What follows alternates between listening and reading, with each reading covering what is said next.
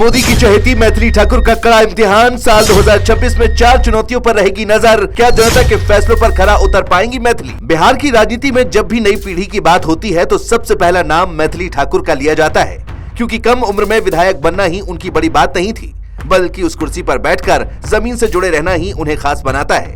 जनता के बीच रहना उनके लिए कोई चुनावी मजबूरी नहीं, बल्कि आदत बन चुका है। यही वजह है कि उन्हें बिहार की सबसे कम उम्र की विधायक होने के साथ साथ सबसे एक्टिव जनप्रतिनिधियों में भी गिना जाता है। मोदी की चहेती कहे जाने की वजह भी यही है कि मैथिली ठाकुर ने हर बार संगठन और नेतृत्व के भरोसे को टूटने नहीं दिया। केंद्र की योजनाओं को जमीन तक पहुंचाने से लेकर पार्टी लाइन पर मजबूती से खड़े रहने तक उन्होंने खुद को साबित किया। लेकिन राजनीति में जितनी तेजी से नाम बनता है, उतनी ही तेजी से चुनौतियां भी सामने आ जाती हैं। आने वाला साल मैथिली ठाकुर के लिए सिर्फ उपलब्धियों का नहीं, बल्कि अग्नि परीक्षा का साल भी साबित हो सकता है। पहली बड़ी चुनौती अनुभव बनाम उम्मीदों का दबाव है। दरअसल कम उम्र में विधायक बनने का फायदा ये है कि लोग उम्मीदों का पहाड़ खड़ा कर देते हैं। हर समस्या का तुरंत समाधान, हर सवाल का फौरन जवाब और हर मोर्चे पर मौजूदगी चाहिए होती है। लेकिन राजनीति सिर्फ जोश से नहीं चलती, यहाँ अनुभव भी मायने रखता है। मैथिली ठाकुर के सामने चुनौती यही होगी कि वो युवा ऊर्जा को अनुभव की कमी पर हावी ना होने दें।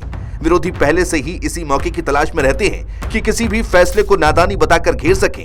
हर कदम सोच समझ कर रखना होगा, क्योंकि एक छोटी चूक को भी बड़ी राजनीति बना दिया जाएगा। जनता की उम्मीदें जितनी ऊंची हैं, उतनी ही कसौटी भी सख्त है। दूसरी चुनौती संगठन और सरकार दोनों में संतुलन बनाए रखने की है, क्योंकि मैथिली ठाकुर को मोदी नेतृत्व के प्रति भरोसेमंद चेहरा माना जाता है। लेकिन बिहार की राजनीति सिर्फ दिल्ली से नहीं चलती। यहाँ स्थानीय संगठन, जातीय समीकरण और क्षेत्रीय दबाव हर कदम पर असर डालते हैं। एक तरफ केंद्र और पार्टी नेतृत्व की अपेक्षाएं होंगी, तो दूसरी तरफ स्थानीय कार्यकर्ताओं और समर्थकों की मांगे होती हैं। संगठन के भीतर भी कई वरिष्ठ नेता युवा चेहरे की लोकप्रियता से असहज महसूस करते हैं।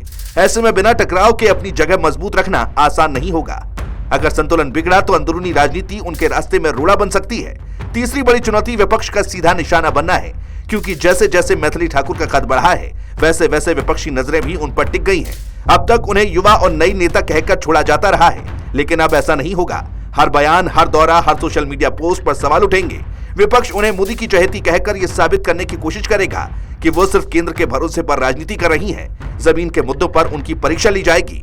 अगर किसी योजना में देरी हुई या किसी समस्या का हल तुरंत नहीं निकला, तो सारा ठीकरा उन्हीं पर फोड़ा जाएगा।